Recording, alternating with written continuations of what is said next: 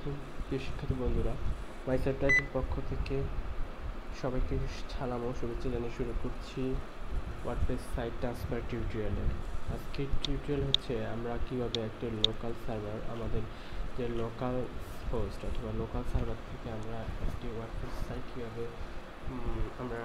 কিভাবে লাইভ সার্ভারে আমরা ট্রান্সফার করতে পারি সেটা নিয়ে আমরা দেখব। তো আমরা আমাদের একটি সাইট লোকাল হোস্ট থেকে অথবা লোকাল সার্ভার থেকে ট্রান্সফার করতে গেলে আমাদের যে জিনিসগুলো প্রয়োজন হবে, প্রথমত প্রয়োজন হবে আমাদের সেই পুরো সাইটের যে ফোল্ডারটা আছে, আমরা যে সাইটের তৈরি করছিলাম সেই সাইটটি।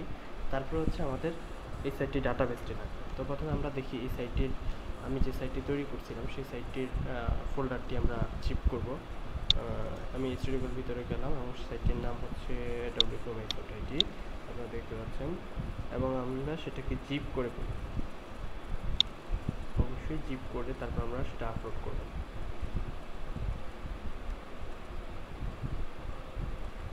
আমরা জিপ হচ্ছে সাইটটি জিপ হচ্ছে, আমরা গত টিউটোরিয়ালে দেখেছিলাম কীভাবে একটু ওয়ার্ডপ্রেস ইনস্টল দিতে হয়। তো সেই সাইটটি আমরা আজকে ট্রান্সফার করব লাইভ সার্ভারে।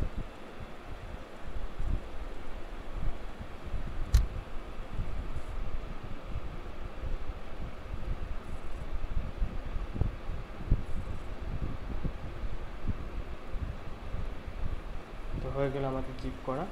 এখন আমাদের কাজ হচ্ছে আমরা ফাইলটি যেই সার্ভার আমরা যে সি প্যানেলে আমরা সাইটটি আপলোড করবো সেই সি প্যানেলে আমরা ঢুকলাম।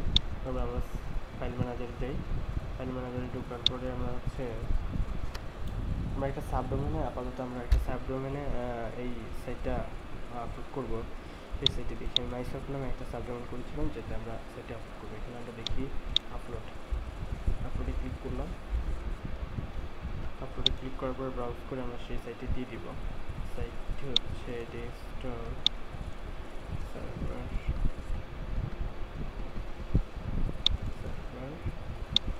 হচ্ছে আমাদের জিপ ফাইলটি ওপেন করে দিলাম। এবার আমরা জিপ ফাইলটি, আমাদের সাইটটি আপলোড হচ্ছে। এবার আমাদের যে কাজ সেটি হচ্ছে আমরা যে সাইটটির যে ডাটাবেস আছে সেটাকে আমরা ব্যাকআপ নেব। তো ডাটাবেসটা দেখি, আমাদের ডাটাবেসের নাম হচ্ছে, আমি আমাদের ডাটাবেসটা নিয়ে এসেছি এখানে। ডাটাবেসের নাম হচ্ছে, এখান থেকে একটা ডাটাবেসটা খুঁজে নেবেন। আপনার যে সাইটের ডাটাবেস আছে সেটাকে আপনি খুঁজে নেবেন। সেই ডাটাবেস, আমাদের সাইটের ডাটাবেসের নাম হচ্ছে wp-myself.it। আমরা সেটাকে ওপেন করবো এবং সেটাকে এক্সপোর্ট করবো। এক্সপোর্ট করতে আমরা দেখতে পাচ্ছি একটা উইন্ডো আসছে, সেখান থেকে আমরা সেভ ফাইল এবং গোতে ক্লিক করবো যাতে আমাদের সাইটটি আমরা ব্যাকআপ নিতে পারবো। ডাটাবেসটি ওকে দিব এবং ডাটাবেসটি আমাদের ব্যাকআপ হচ্ছে। আমাদের ডাটাবেসের ফাইলটি ব্যাকআপ হচ্ছে এবং আমরা দেখি ডাটাবেসের ফাইলটি এইখানে চলে আসছে। ওকে, এটা আমরা আমাদের ডাটাবেসের ব্যাকআপটি হয়ে গেলে আমরা এডিট উইথ নোটপ্যাড প্লাস আমরা এটা দিয়ে এডিট করবো। আমাদের ডাটাবেসে ব্যাকআপ হয়ে গেছে। এবার আমাদের কাজ হচ্ছে আমরা এবার হচ্ছে মাইস্কুয়েল উইজার্ড, আপনারা দেখতে পাচ্ছেন মাইস্কুয়েল উইজার্ড নামে একটা আছে, ওইটাকে আপনারা ওপেন করার পরে একটা নাম দিবেন, আমি এটার নাম দিলাম, ডাটাবেসটার নাম দিলাম মাইস্কুয়েল এবং নেক্সট সেটআপ। এরপর হচ্ছে একটা ইউজার নেম দিবেন সাবটাইটেল, আমি ইউজার নেম দিলাম সাবটাইটেল। ওকে, এবার পাসওয়ার্ড আপনি নিজে ইচ্ছা মতো একটা পাসওয়ার্ড দিয়ে নেন। একটা পাসওয়ার্ড দিলাম, ক্লিক ইউজার অল স্টুডেন্টস দিয়ে নেক্সট স্টেপ। ওকে, এবার আমাদের যে কাজটা হবে সেটা হচ্ছে আমরা এই যে ডাটাবেসটি মেক করলাম সেই ডাটাবেসটি আমরা এই যে আমাদের যে সার্ভারটি আমরা যে ব্যাকআপ নিলাম সেখানে আমরা ডাটাবেসের নামে এটা দিয়ে দিলাম।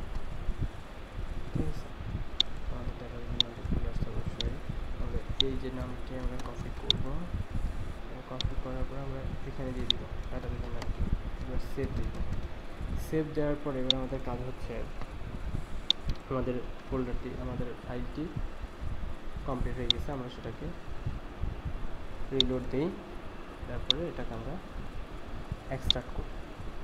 এক্সট্রাক্ট করার পরে এক্সট্রাক্ট হয়ে গেল। ওকে, এবার আমরা আবার রিলোড দিই। রিলোড দেওয়ার পরে আমরা দেখলাম যে আমাদের সাইটে আছে। এবার আমরা ফাইলের ভিতরে যা কিছু আছে সিলেক্ট করে আমরা মুভ করব হচ্ছে আমরা মাইসেটেট নিয়ে একটা এটা ফোল্ডার ক্রিয়েট করছি সেই ফোল্ডারের ভিতরে। ওকে, এবার আমরা দেখি আমরা যে সাবডোমেন আমরা এটা করছি সেটা আমরা দেখি। এখানে কি দেখছি এরর এস্টাবলিশ ডাটাবেস কানেকশন। হ্যাঁ অবশ্যই, কারণ আমরা এখনো ডাটাবেসের সাথে কানেক্ট করি নাই। এবার আসি আমরা হচ্ছে ডাটাবেস ক্লিক করলাম। এবার হচ্ছে আমরা PHP admin ক্লিক করার পরে এবার আমাদের এখানে কাজ হচ্ছে আমাদের যে সাইটের ইউআরএলটা আমরা সেটাকে চেঞ্জ করে দেব। সেটা কীভাবে চেঞ্জ করব? এই যে সাইট ইউআরএল, এটাকে আমরা কপি করব, রিপ্লেস করব, কপি করে পেস্ট করব আমরা এখানে, এবং আমরা রিপ্লেস করব সাইটটিকে, এই ইউআরএলটা দিয়ে। আমাদের যে সাইটের ইউআরএল সেটি দিয়ে আমরা আমাদের সাইটে যে লিঙ্কটি হবে সেটি দিয়ে আমরা রিপ্লেস করব।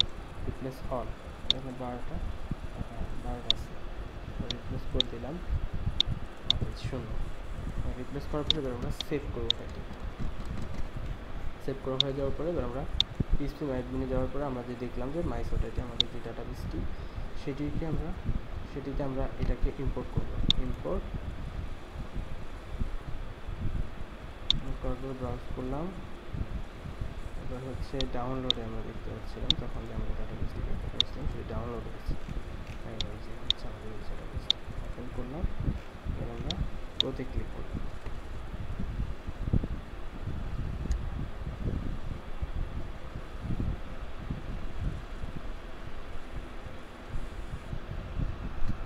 ওকে, আমরা দেখতে পাচ্ছি আমাদের আমরা যে ডাটাবেসটি ইম্পোর্ট করছি সেটি এখানে চলে আসছে অলরেডি।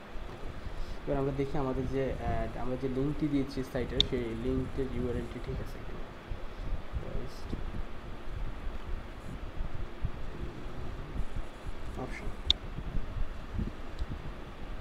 অপশনে গিয়ে দেখবো আমরা সাইট ইউআরএলটি ঠিক আছে কিনা। আমাদের সাইট ইউআরএলটা ঠিক আছে। ওকে, এবার আমরা দেখি আবার রিফ্রেশ দিলাম, তাও আমাদের দেখাচ্ছে data error establish database connection. এবার হচ্ছে আমরা আমাদের যেই ফোল্ডারটি ছিল, আমাদের যে ফাইলটি ছিল, আমরা সেটা এখানে যে wp config নামে একটা ফাইল আছে, wp config, এই হচ্ছে wp config-কে আমরা এডিট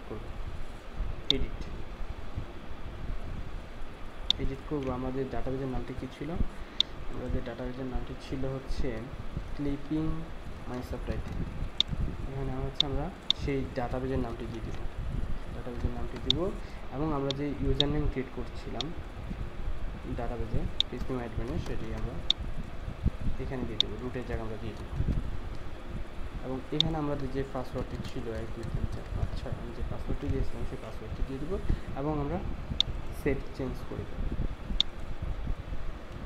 ওকে, সাকসেস। এবার আমরা দেখি আমাদের সাইটটি হয়েছে কি।